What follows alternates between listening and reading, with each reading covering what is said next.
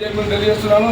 ఇవాళ ముఖ్యంగా అనంతపురం జిల్లాలో మొట్టమొదటిసారిగా డీజీపీ సంఘం మరియు బీపీఎస్ సంఘం ముఖ్యంగా ఈ కార్యక్రమం ఏర్పాటు చేయడానికి ఒక ముఖ్య ఉద్దేశం ఉంది. ఎందుకంటే నేను గతంలో సేవా సమితి సంస్థలో పనిచేస్తున్నటువంటి సందర్భాల్లో ఒక సామాజిక సేవా నాయకుడు గత 3 సంవత్సరాలుగా నిస్వార్థ సేవలో పనిచేసినటువంటి వ్యక్తి ఇలాంటి ఆడపిల్లల మీద కానీ మరి వేరే వాళ్ళ మీద కానీ అలాంటి ఆలోచన విధానాలు ఉంటాయా? అలాంటివి ఏది పట్టించుకోకుండా నేను ₹2 కేవలం భోజనం పెట్టడం జరిగింది.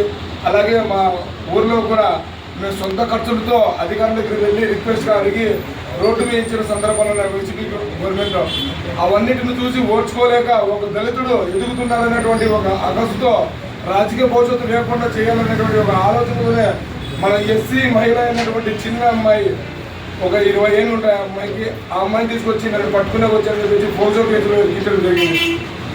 ఆ సమయంలో దాదాపు సేవలాల సంస్థలో దాదాపు 1200 మంది సభ్యులు ఉన్నారు. నా మీద కేసు పడగానే ఆ 1200 మంది సభ్యులు ఒక్కరు కూడా రాలేదు. ఆ 1200 మంది సభ్యులు కూడా అందరూ సెలవు స్విచ్ ఆఫ్ చేసుకున్న సందర్భాలు.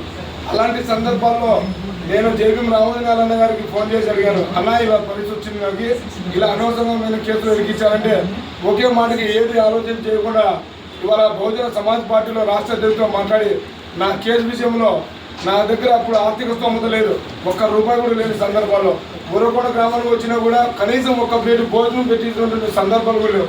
అయినా కూడా వాళ్ళ సొంత ఖర్చులతో వచ్చి జేబీ రామోజీనారాయణ గారు ఇవాళ మన మధ్య లేకపోవచ్చు, హుసేన్ అన్న గారు కూడా వచ్చారు. తన కారులోనే హుసేన్ అన్న గారు మరి డీడీ సురేష్ బాబు గారు వీళ్ళందరూ వచ్చి నన్ను సపోర్ట్గా నిలబడి నా కేసును వెనుకేసినటువంటి వ్యక్తి. అలాంటి వ్యక్తిని ఇవాళ నేను ఆహ్వానించడం చాలా గర్వంగా ఉంది. అందుకే భవిష్యత్తులో ఏ ఇబ్బంది వచ్చినా కూడా నేను రామోజీనారాయణ గారికి సపోర్ట్గా నిలబడతానని చెప్పేసి కూడా ఇవాళ కొండంత ధైర్యం ఇవ్వడం కూడా జరిగింది.